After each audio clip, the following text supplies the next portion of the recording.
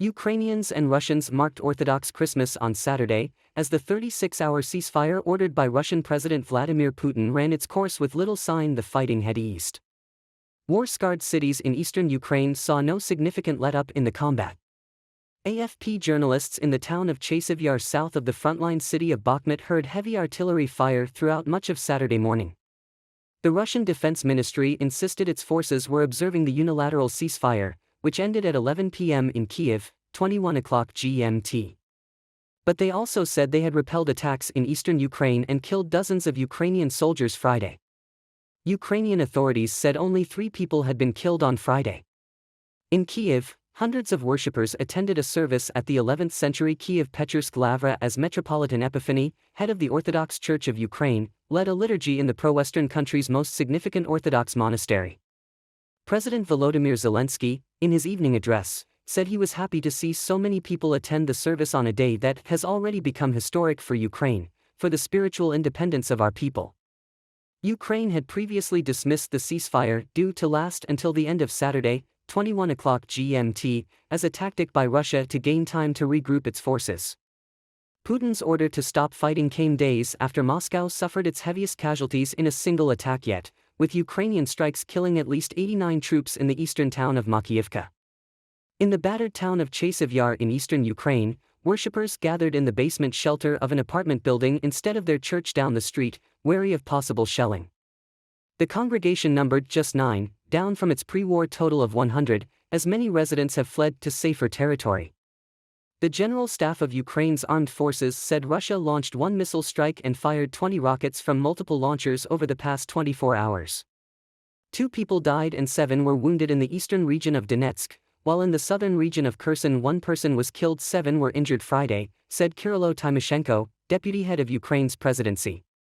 In a message released by the Kremlin, Putin congratulated Orthodox Christians, saying the holiday inspired good deeds and aspirations.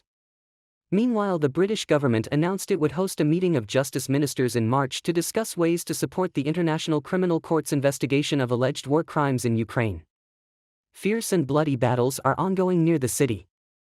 Russian troops opened fire 76 times from the north. There were 10 clashes between attacking enemy troops and Ukrainian defenders. Pavlo Kirilenko, head of Donetsk Oblast Military Administration, OVA, also mentioned on national television that fighting continues around the city. Deputy head of the Verkhovna Rada Committee on National Security Yuri Misyuhin confirmed on Telegram that Soledar was still under the control of Ukraine. Journalist Yuri Butasov published a photo from Soledar in Telegram on the morning of January 7 and stated that the 46th Separate Amphibious Assault Brigade was still resolutely defending the city. Soledar is located approximately 20 kilometers northeast of Bakhmut, where the fiercest fighting is happening. The armed forces kill up to 100 invaders in this part of the front every day, the Ukrainian military says. For the most part, the offensive actions on Bakhmut are carried out by Wagner Group mercenaries. The desire to capture the city may be due to the desire of the founder of this illegal group, Yevgeny Prigozhin, to take over local mines, Reuters reported, with reference to a source in the White House. Reacting to this, President of Ukraine Volodymyr Zelensky said that the aggressor state was using Eastern Orthodox Christmas as a cover and wanted to bring its equipment and soldiers closer to Ukrainian positions.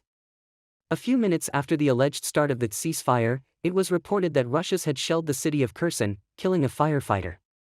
The invaders also hit, in particular, Kramatorsk and Kurakovo in Donetsk Oblast, and a settlement in Luhansk Oblast.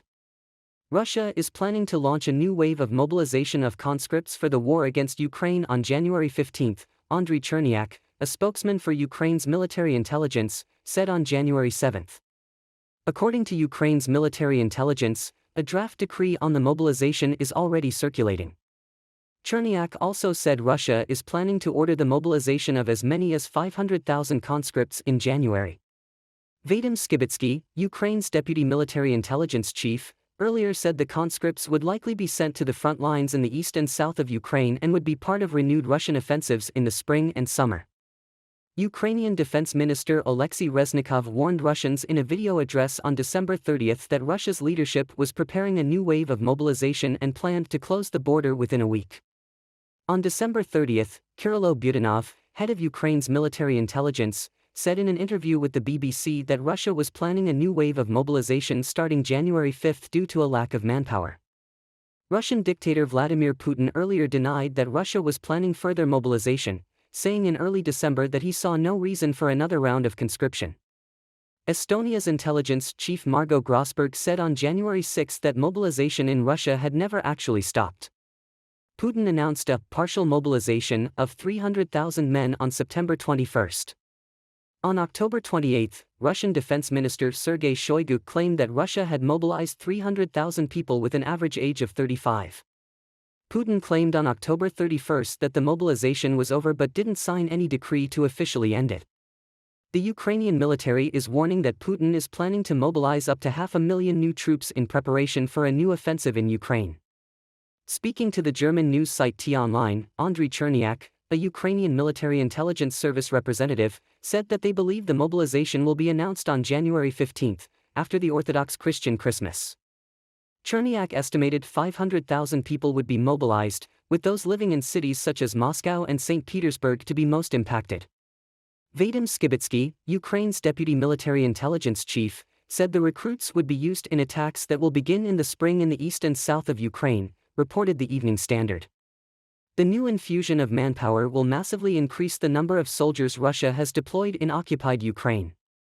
According to a Ukrainian official, there are currently 280,000 troops on the ground in Ukraine, per the Evening Standard. In November, Russian regional leaders wrote to Putin demanding he stops mobilizing reservists to fight in Ukraine.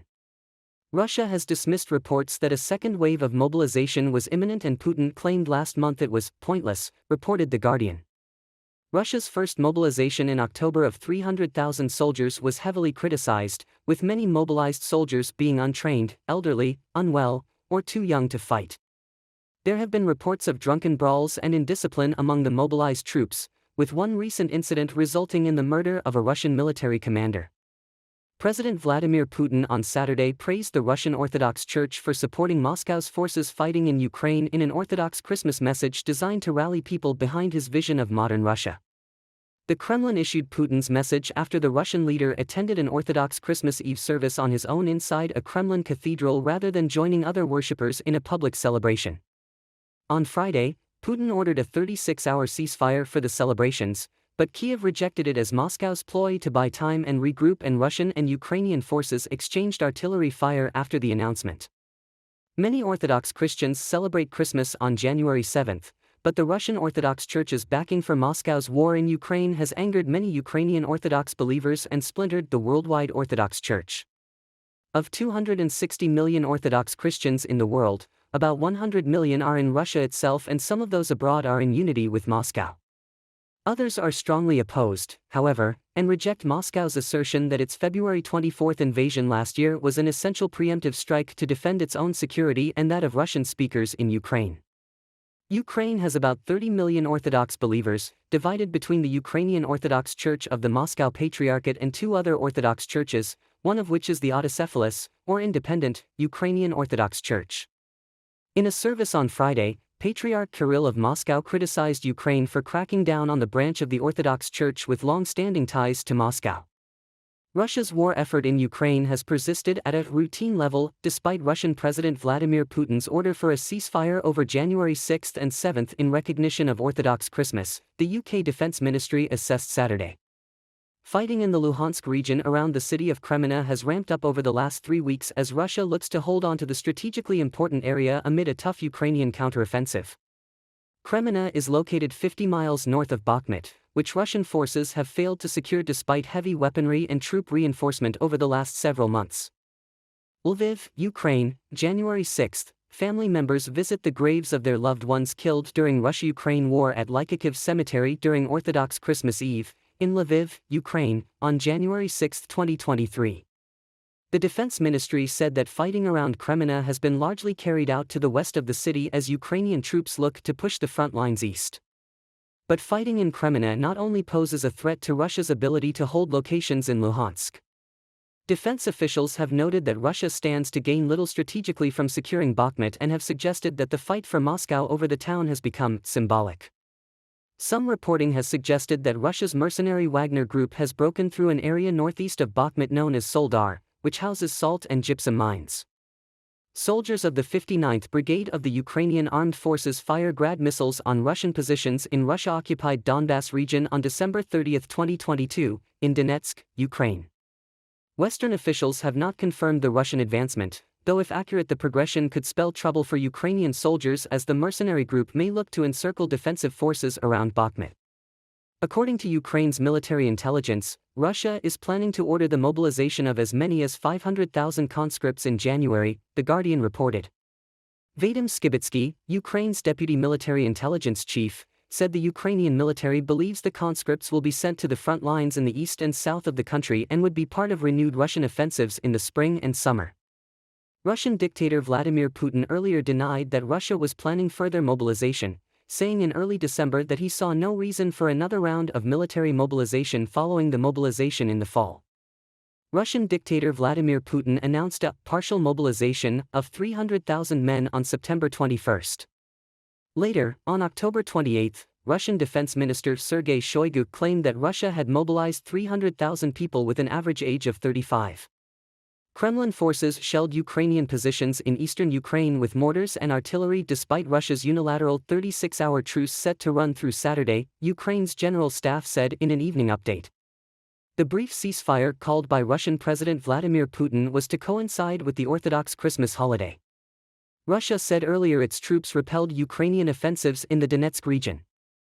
The Biden administration unveiled its latest, $2.85 billion package of weapons for Ukraine, including powerful offensive equipment that was previously withheld. Republican Kevin McCarthy was elected U.S. House Speaker in a deal that could involve cuts to defense spending. Russian forces attacked Ukrainian positions with tanks, mortars, and artillery despite the announced 36-hour truce set to run through Saturday, Ukraine's general staff said on Facebook.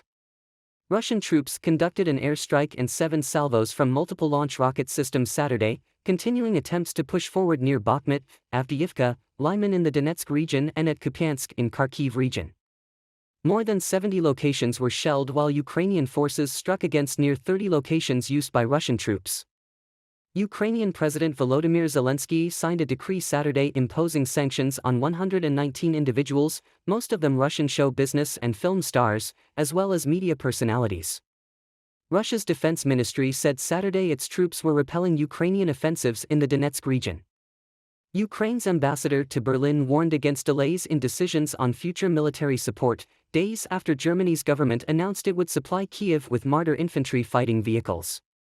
Alexei Makeyev said he was optimistic that Leopard-type tanks might be offered next.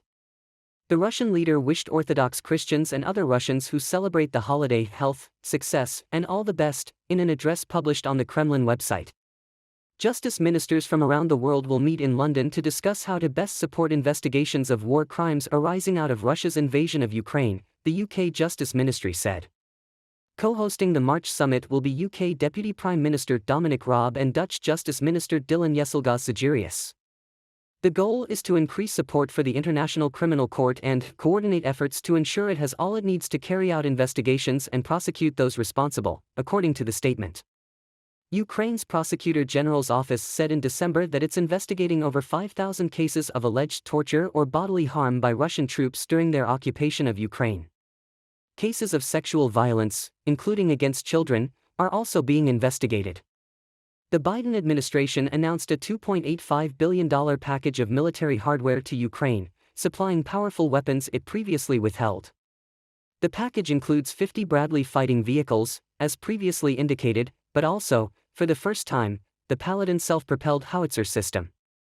The weaponry additionally includes surface-to-air missiles, armored personnel carriers and ammunition. It marks a major step forward in what the U.S. has been willing to give Ukraine. The founder of Russia's most high-profile mercenary group said on Saturday he wanted his forces and the regular Russian army to capture the small city of Bakhmut in eastern Ukraine because it possessed underground cities that can hold troops and tanks. Russia's grinding more than 5 months-long push to try to take Bakhmut has puzzled some Western military analysts who have said that heavy losses incurred on the Russian side and the fact that Ukraine has built defensive lines to fall back to nearby mean any Russian victory there, if it happens, would be Pyrrhic. Prigozhin, who would likely see his political capital in Moscow boosted if Bakhmut fell to Russia given Wagner's role in the fighting there, said stockpiles of weapons had been stored in the underground complexes since World War I. His comments were a reference to vast salt and other mines in the area, which contain more than 100 miles of tunnel and a vast underground room which has hosted football matches and classical music concerts in more peaceful times. A White House official said on Thursday that Washington believed Prigozhin wanted to take control of salt and gypsum mines in the area for commercial reasons. It made no mention of their alleged subterranean military use. Prigozhin, who is sanctioned in the West, cited other advantages of taking Bakhmut, calling it a serious logistics center with unique defensive fortifications. Bakhmut, which Russia calls Artyomovsk, is the focus of the most intense fighting in Ukraine, and Prigozhin made his comments as another Telegram channel associated with Wagner claimed Russia had captured a strategically important settlement on Bakhmut's outskirts. The Russian Defense Ministry earlier on Saturday reported fierce fighting in eastern Ukraine.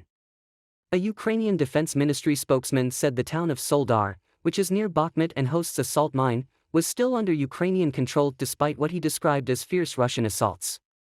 On December 20, two Turkish Air Force A-400M transport aircraft that had been stranded at an airfield just outside of Kyiv for 299 days took off and returned home. The planes, believed to have been used to shuttle Turkish drones and other weapons to Ukraine, had been grounded by Russia's February 24 invasion. The airspace between Ukraine and Turkey since has remained contested by Russia and too dangerous to risk the return journey.